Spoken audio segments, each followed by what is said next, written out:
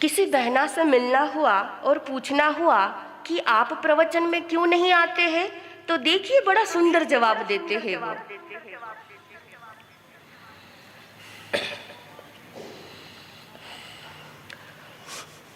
यौ कशी कशी मी व्याख्यानला हो, यौ कशी कशी मी व्याख्यानला, यौ कशी कशी मी व्याख्यानला हो, यौ कशी कशी मी व्याख्यानला। सकाळी उठायला जमत नाही, सकाळी उठायला जमत नाही, उठताच लगेच चहाची घाई, उठताच लगेच चहाची घाई।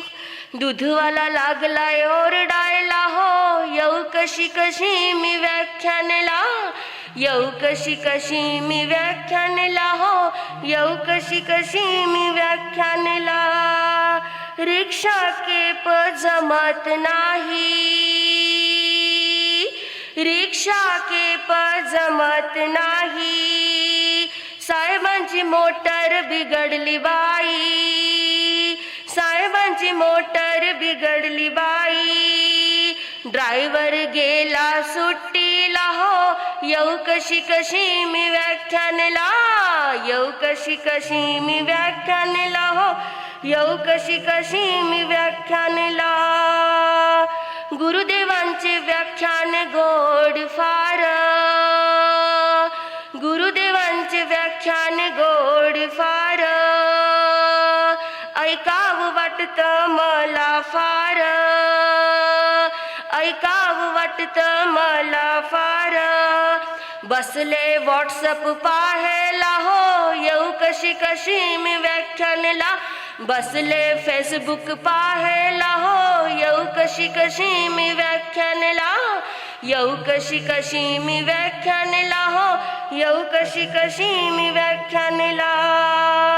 दुपारीच म्हणते मंगलिक मध्ये जाईन, दुपारीच म्हणते मंगलिक मध्ये जाईन, मध्येच आले मुलगी जवाई, मध्येच आले मुलगी जवाई। बसले गप्पा मारायला हो, यौ कशी कशी मी व्याख्यानला, यौ कशी कशी मी व्याख्यानला हो, यौ कशी कशी मी व्याख्यानला। गुरुदेवांना माझा निरोप सांगा, गुरुदेवांना माझा निरोप सांगा। अब देखिए गुरुदेव को क्या मैसेज है, और वो भी हमारे गुरुदेव के लिए।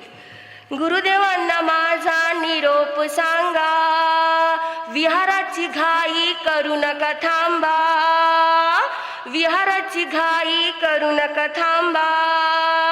वेळ नाही मला यायला हो, यौ कशी कशी मी व्याख्यानला, वेळ नाही मला यायला हो, यौ कशी कशी मी व्याख्यानला, यौ कशी कशी मी व्याख्यानला हो, यौ कशी कशी मी व्याख्यानला, यौ कशी कशी मी व्याख्यानला हो, यौ कशी कशी मी व्याख्यानला।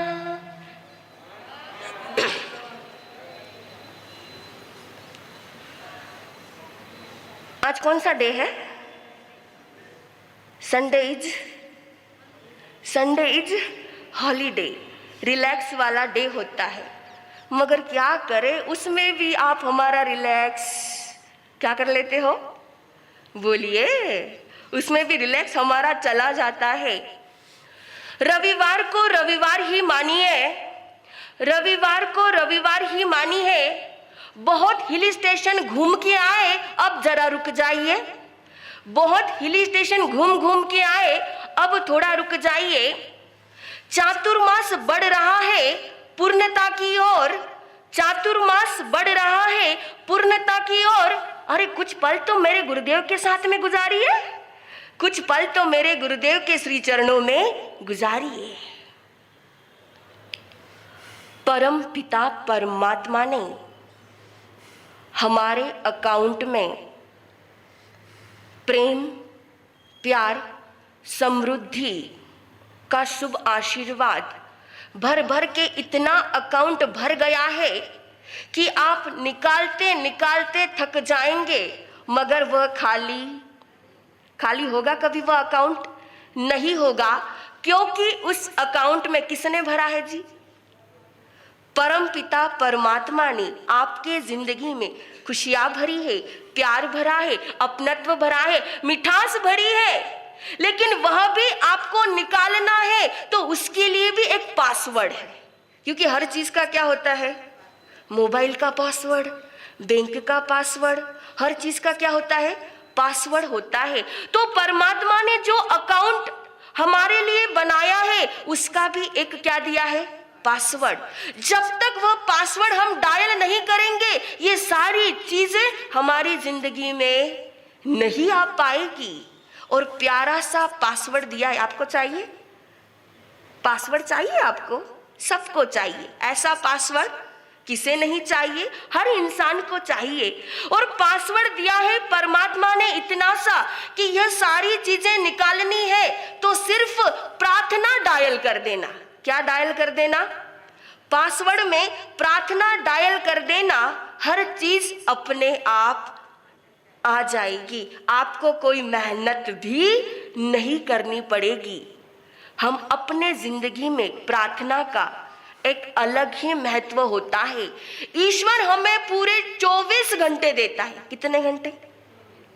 उसके नाम हम कम से कम और कुछ कर सके या ना कर सके, लेकिन 24 मिनट की प्रार्थना तो कर ही सकते हैं। सुबह की शुरुआत जहां पर हर इंसान मोबाइल से करता है, गुड मॉर्निंग के मैसेज से करता है, ये सारी चीजें तो बाद में भी की जा सकती है। सबसे पहले हमारी शुरुआत होनी चाहिए भगवान की प्रार्थना से, ईश्वर की प्रार्थना से हमारी सुबह की शुरुआत होनी चाहिए, जो कि हम कभी करते ही नहीं है। बहुत कम होंगे जो करते होंगे, और बहुतों को तो याद भी नहीं रहता है कि उठने के बाद हमने नौकार मंत्र का भी सुमिरन किया या नहीं किया। इसलिए कहा है कि जिंदगी में प्रार्थना का होना बहुत जरूरी है। चाहे तो जिंदगी में कहते हैं कि कार की ताकत बड़ी तेज होती है, एरोप्लेन की रफ्तार बड़ी तेज होती है, प्लेन की रफ्तार बड़ी तेज होती है, हेलीकॉप्टर की रफ्तार बड़ी तेज होती है, लेकिन इन सबसे भी तेज रफ्तार आपकी वह प्रार्थना हृदय से होठों तक नहीं आए, उससे पहले परमात्मा तक पहुंच जाती है। इतनी ताकत किसमें होती है? हमारी अपनी प्रार्थना में होती है। और कहते हैं कि हमारे आचार्य सम्राट जो आनंद के ही भंडार थे, वह भी अपने प्रवचनों में प्रेरणाएं देते थे कि संयुक्त रूप से घर में जितने भी मेंबर है सब हिल मिल जुल कर क्या करो, चाहे 10 मिनट भी प्रार्थना करो। आनंद के बाबा मेरे श्रद्धेय आचार्य भगवंत, जिनका नाम लेने से हमारा जीवन आनंदित हो जाता है, ऐसे गुरुदेव आनंद ऋषि जी महाराज साहब भी यही फरमाते थे कि परिवार के जितने भी मेंबर हैं सब साथ में बैठो, क्योंकि उसकी ऊर्जा अलग ही होगी, उसकी ताकत अलग ही होगी। हिल मिल जुल कर करोगे तो आपका घर उस ऊर्जा से भर जाएगा और नेगेटिविटी उस घर से हमेशा के लिए निकल जाएगी। तो प्रार्थना का हमारी जिंदगी में होना बहुत जरूरी होता है। हम सुबह साथ ना बैठ पाए, सबको जल्दी होती है, कोई दिक्कत नहीं, ऑफिस जाना होता है, कोई दिक्कत नहीं, लेकिन शाम का एक टाइम फिक्स कर सकते हैं और घर के जितने भी मेंबर हैं साथ में बैठकर कम से कम एक प्रार्थना तो कर ही सकते हैं। और यह हमारी जिंदगी में होना ही चाहिए। आपने सुना भी होगा, आचार्य मानतुंग भक्तांबर की रचना कहां पर हुई जी? किसी मंदिर में नहीं हुई, किसी स्थानक में नहीं हुई, किसी उपाश्रय में नहीं हुई। इस स्तोत्र की रचना कहां पर हुई? कोटड़ियों के अंदर हुई, जहां पर राजा कह रहा है कि जैन धर्म का चमत्कार बताओ कि तुम क्यों प्रार्थनाएं करते हो, क्यों भगवान को याद करते हो। और आचार्य कह रहे हैं कि ऐसा कोई चमत्कार हमारे धर्म में होता ही नहीं है। आया गुस्सा और कहां डाल दिया? कोटड़ियों के अंदर डाल दिया। वहीं पर सिमरन करते गए, एक एक श्लोक का जन्म होता गया और ताले टूटते गए। जबकि आपको पता है कि जंजीरों से पूरा शरीर जकड़ दिया था, जंजीरों से पूरा शरीर आचार्य मानतुंग का जकड़ दिया गया था और बेड़ियों से जंगाएं छिलती है, लेकिन वही जपे नाम तुम्हारा तो बंधन की सारी कारा कटती है।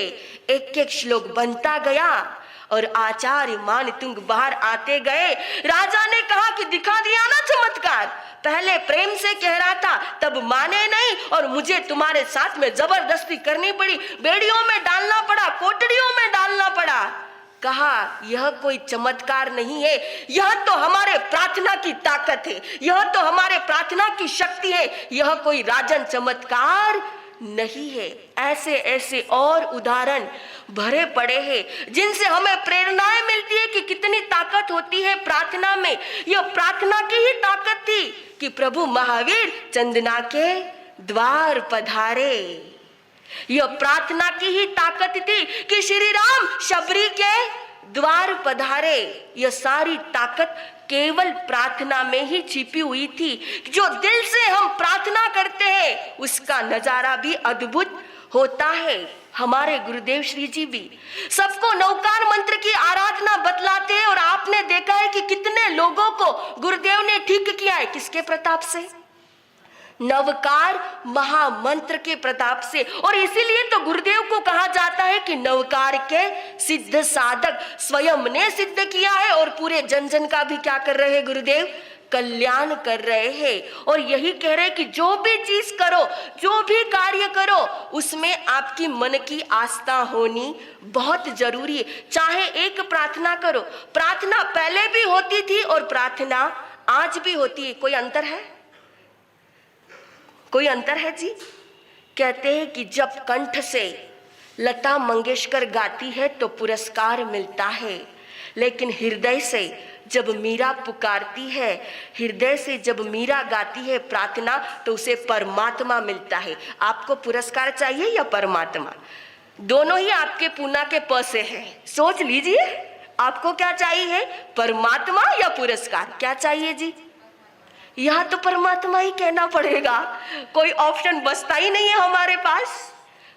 जब हृदय से प्रार्थना उठेगी, यह भाव उठेंगे तो 101% परमात्मा तक पहुंचेंगे। दुनिया का सबसे मशहूर डॉक्टर जिसका नाम डॉक्टर मार्क, कहते हैं कि इससे बड़ा डॉक्टर कैंसर के क्षेत्र में और कोई ढूंढने पर भी नहीं मिलेगा। क्यों? क्योंकि जिंदगी में चाहे 4 स्टेज का कैंसर हो, जो भी उसके हाथ में गया, पेशेंट बीमारी गई, उसने अपनी ओर से पूरी मेहनत करके नया जीवन उस पेशेंट को प्रदान किया था। एक बार वह स्वयं अमेरिका का रहने वाला डॉक्टर मार्क, और उसका अभिनंदन समारोह फ्रांस में रखा गया। डॉक्टर मार्क सोच रहा है कि मैं पैदा तो अमेरिका के धरती पर हुआ और मेरा अभिनंदन कहाँ हो रहा है?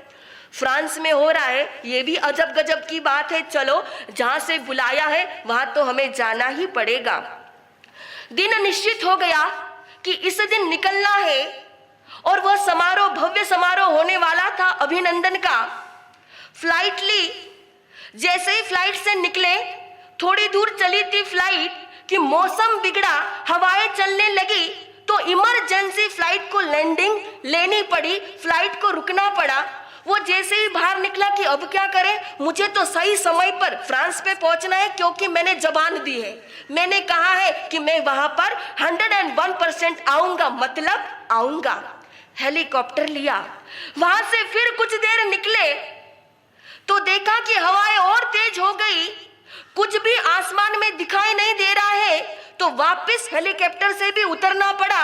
अब डॉक्टर मार्क सोच रहा है कि करे तो क्या करे, कैसे पहुंचे। अभी भी लगभग 500 किलोमीटर दूर था फ्रांस की पहुंचना है, लेकिन कैसे पहुंचे। कार ली, ड्राइवर लिया और वहां से निकल पड़ा। अब लगभग केवल बचा था 100 किलोमीटर। वहां तक जैसे तैसे यात्रा चलती रही, लेकिन ऊपर से स्नोफॉल होने लग गया, तेज बारिश होने लग गई। ड्राइवर ने कहा कि I am so sorry sir, अब तो कुछ दिखाई नहीं दे रहा है, फिर भी अगर आप नहीं माने तो हमारा एक्सीडेंट तो तय है। क्यों?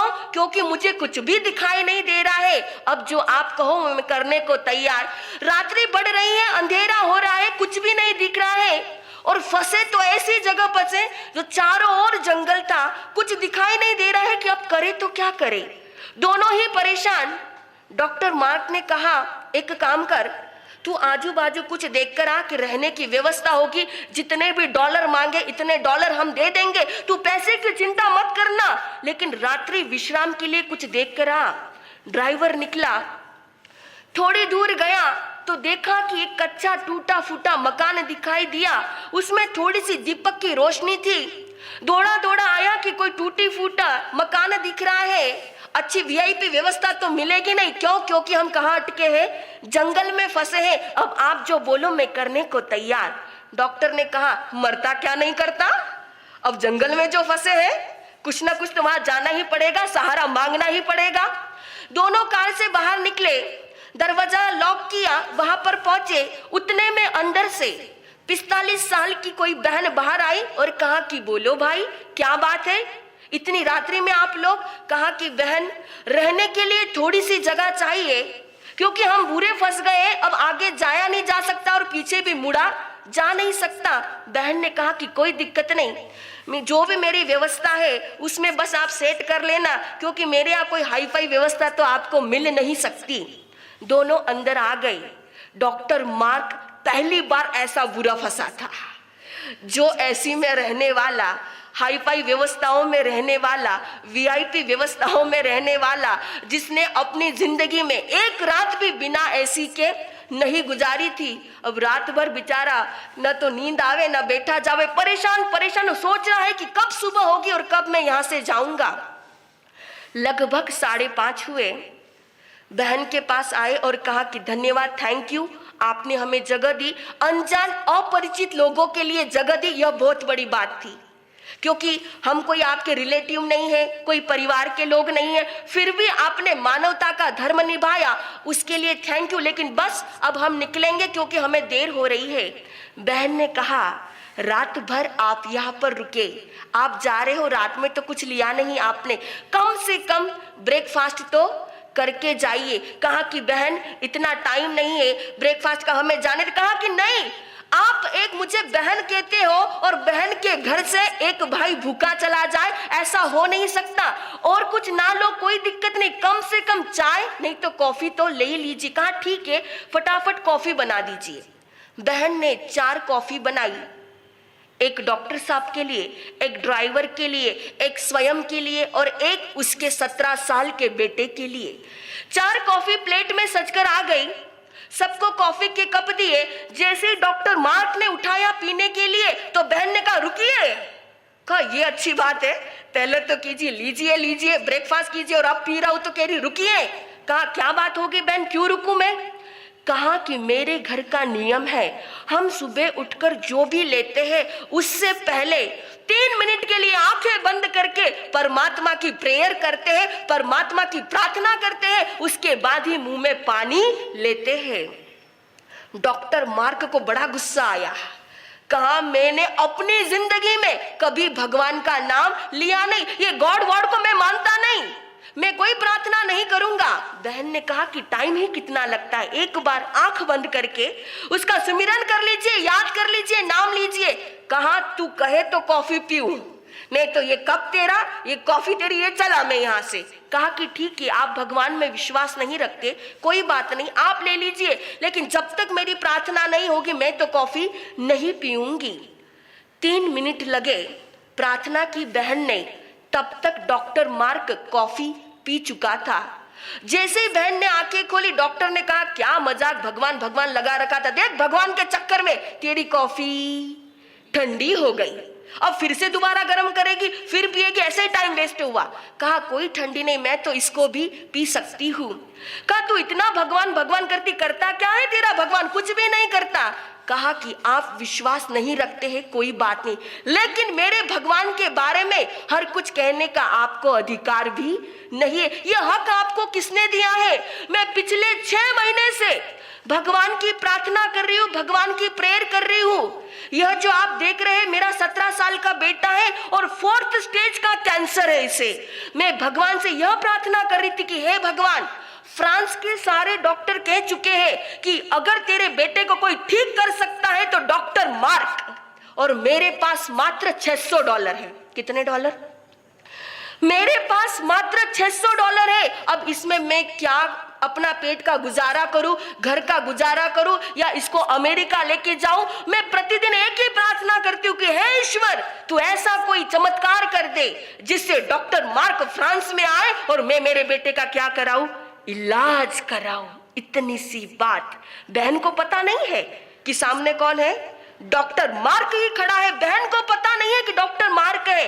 जैसे ही सुना डॉक्टर मार्क ने, खड़ा हुआ, दोनों हाथों से भगवान का अभिवादन करने लगा। बहन को कुछ समझ में नहीं आया कि 2 मिनट के पहले जो इंसान कह रहा था कि मैं गॉड वॉड को कुछ मानता नहीं, भगवान में आस्था रखता नहीं, और यह क्या हो रहा है? कहा कि भाई तू तो भगवान को मानता नहीं, तो ये क्या कर रहे हो? कहा बहन, तू जिसे कह रही कि मैं चाहे नास्तिक रहा हूं, लेकिन आज से मेरी पूरी श्रद्धा भगवान पे जम गई है, क्योंकि पिछले 6 महीने से तू जिसके लिए प्रार्थना कर रही है, तेरे बेटे के लिए, वो डॉक्टर मार्क आज तेरे घर पर तेरे सामने खड़ा है। इसलिए आज मैं भी भगवान की भक्ति करना, भगवान की प्रार्थना करना, प्रेयर करना शुरू कर दूंगा। और आज से तू मेरी बहन है और मैं तेरा भाई हूं। इसके इलाज में जितने भी डॉलर खर्च होंगे तू चिंता मत कर मेरी बहन, सारे खर्चे का जिम्मा तेरा भाई उठाता है। और कहते हैं कि उस बच्चे को अपने साथ में लिया। फ्रांस में अभिनंदन था, अभिनंदन करने के लिए नहीं गया, वहां से ही लौट पड़ा अमेरिका और स्वस्थ निरोग करके उस बेटे को अपनी मां के पास में पहुंचाया। ये होती है ताकत एक प्रार्थना की। जब हम दिल से पुकारते हैं, परमात्मा देता है, लेकिन हमारे अंदर शांति नहीं होती। हमें इमीडिएटली चाहिए, फटाफट चाहिए। हम इंतजार नहीं कर सकते कि अभी हमने किया है तुरंत चाहिए। भगवान देता है, लेकिन उसके लिए इंतजार करना भी जरूरी होता है। बस इन शब्दों के साथ ओम शांति।